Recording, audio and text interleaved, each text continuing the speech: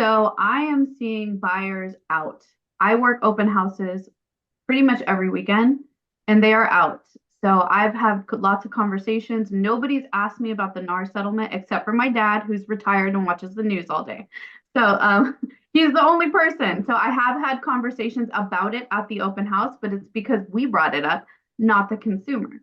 So right now, I'm seeing a lot of seller credits, right? That's how when I think high rate, I immediately think perfect seller credits. Let's do this. Just yesterday, I locked in, I got a contract. We're getting a seller credit. I was able to lock in a 6.25 for an FHA buyer, okay, low sixes, and we're doing a 1 year buy down. So for the first year, he's going to have a 5.25 and he's saving $300 a month. $300 a month, that's a lot of money, So the deals are still out there. We just have to get creative.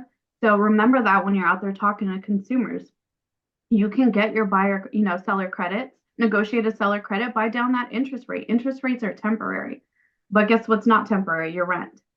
Okay. I always share this story. My dad rented for years. I could not get him to buy a house. I was already an adult in mortgage. He didn't want to buy a house. His landlord, his rent was super cheap, great neighborhood, super cheap. His landlord passed away. The son came in, doubled his rent.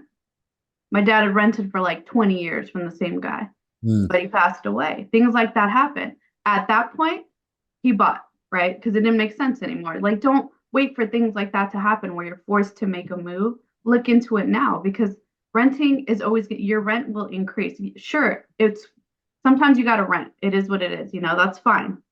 Nothing against that. But if you can afford to buy now because it's just going to get more expensive. So these are the conversations that I'm having face to face with consumers. And by the way, the deal that I got yesterday, I met him at an open house on a Saturday. I got him pre-approved Sunday.